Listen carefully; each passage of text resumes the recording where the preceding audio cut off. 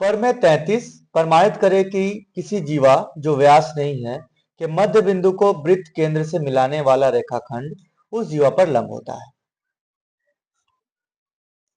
वृत्त इसका जीवा ए बी, इसका मध्य बिंदु डी ले लेते हैं और वृत्त का केंद्र है ओ। ओ और डी को मिला देते हैं। प्रमेय में कहा गया है कि प्रमाणित करे कि किसी जीवा जो कि व्यास नहीं है कि मध्य बिंदु ए जीवा ए बी जो व्यास नहीं है, इसका मध्य बिंदु क्या है डी, केंद्र से मिलाने पर, केंद्र ओ से मिला दिए हैं तो रेखाखंड जो बना ओ डी जीवा पर लंब होता है। तो प्रदत्त में लिखेंगे क्या दिया गया है कि ओ केंद्र वाला वृत्त, ओ केंद्र वाला वृत्त का जीवा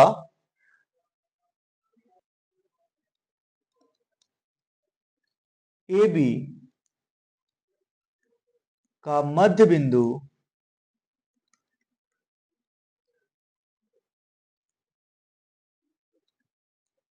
डी है।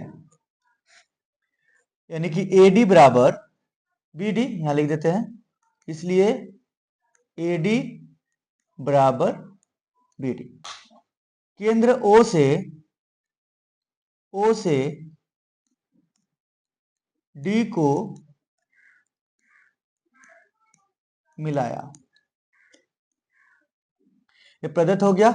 प्रदत्त के बाद सिद्ध क्या करना है? सिद्ध करना है कि ओडी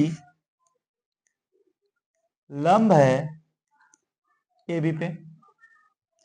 इसके लिए रचना करेंगे, ओ से बी और ओ से ए को मिलाएंगे। यहां लिख देते हैं पहले, ओ से ए और बी को मिलाया। ओ से बी ए को मिलाया। अब प्रमाण,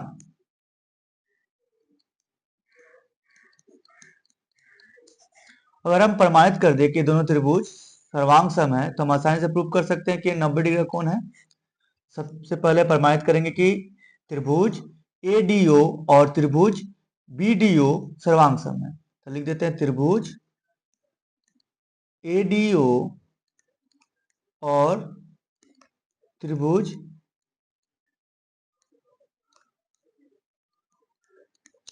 बीडीओ में एक नंबर क्या मिलेगा? तो देखिए ओडी वनिष्ठ है, लिख देते हैं इसको पहले, ओडी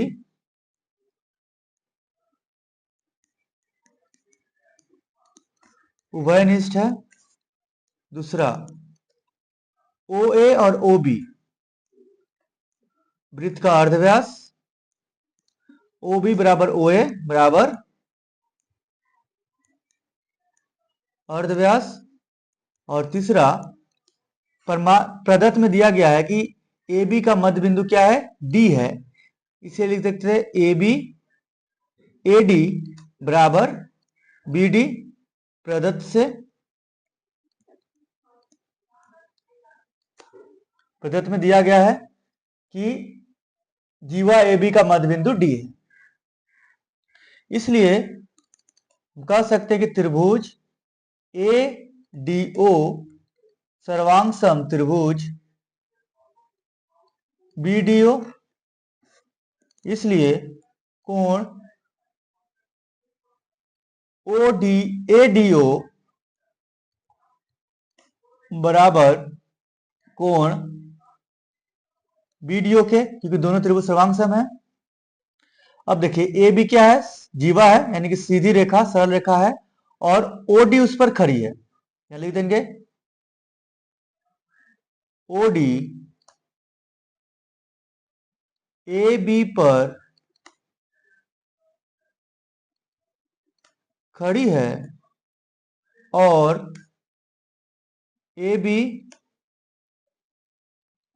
जीवा है,